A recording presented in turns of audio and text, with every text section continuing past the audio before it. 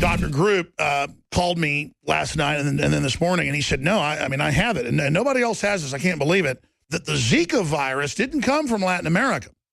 And this is already broken in the news. But what's new is that it came from the Rockefeller Foundation. They actually own it, Zeka Virus, ATCC registered VR-84TM. They got it registered, patented, and trademarked. 1947 it was discovered, patented in 1952. Remember, I had the author of the U.S. and UN ratified Biological Weapons Treaty, Dr. Francis Boyle, saying he's talked to his high-level genetic engineer associates, and they concur. They've taken Zeka and souped it up. It does seem to me and to others, another expert friend of mine, that what we were dealing with here is some type of biowarfare agent that has been genetically modified, GMO.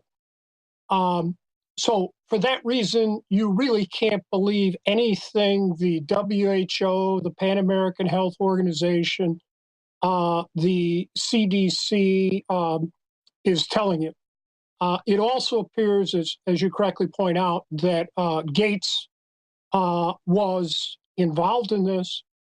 Bill Engdahl has the book on Gates that he's basically a genocidalist.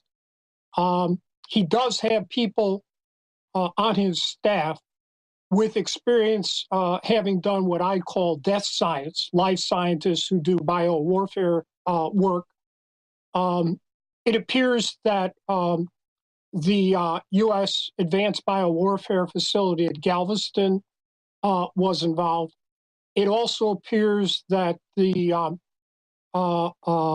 BSL-4 facility at Colorado State that works with GMOing mosquitoes was involved, and that this British high-tech firm, Oxitec, was involved. What is critical here is that I believe it was the summer of 2004, there was a scholarly paper published saying that these genetically modified mosquitoes could be dangerous if they were released. And despite this knowledge, they were released both in Brazil and also in Colombia, deliberately and maliciously. Right now, I personally would not be traveling down to Latin America until we have some idea precisely what we are dealing with. And yet I note on Monday, the WHO has convened an emergency meeting where they're going to tell everyone, just keep business and travel as usual. I take it they got those instructions from the CDC, and we know full well the nefarious role that the CDC, the WHO, played in the Black West African Ebola pandemic. You and I have already been through that. This so-called Zika is also transmitted by sexual intercourse, which I think proves that we have a GMO'd biowarfare agent at work here. And it is also transmitted by saliva. And that indicates to me that we could be dealing with some type of GMO gain of function biowarfare agent, namely that it could jump. So we're not sure exactly what's happening, but boy, it is suspicious. Here's a report from a year and a half ago that Jakari Jackson did, getting into Bill and Melinda Gates and their production of genetically modified mosquitoes. Now, malaria is, of course, transmitted by mosquitoes. I brought some here just so you could experience this. We'll let those roam around the auditorium a little bit. There. There's no reason only poor people should have the experience. That was Bill Gates laughing about how he plans to use mosquitoes to force medicate against malaria. With horrible side effects accompanying voluntary vaccinations, I, for one, want to be in control of the needle, whether it comes from a pharmacist or a mosquito's face. In a world where taking too much cough syrup can send you to the hospital, can't taking too many vaccinations do the same thing? That's exactly what Nazi scientists were hoping for during World War II. They wanted to use mosquitoes as bioweapons to poison their opposition, a dream that was fulfilled when they switched out the mosquitoes for ticks on Plum Island. Years ago, the U.S. government brought Nazi minds to the States under Operation Paperclip to carry out various scientific functions. On Plum Island, Eric Traub experimented with ticks as bioweapons.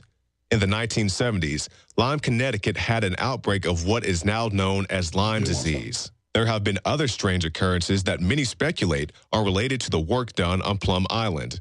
So go ahead, opt out of vaccinating your child.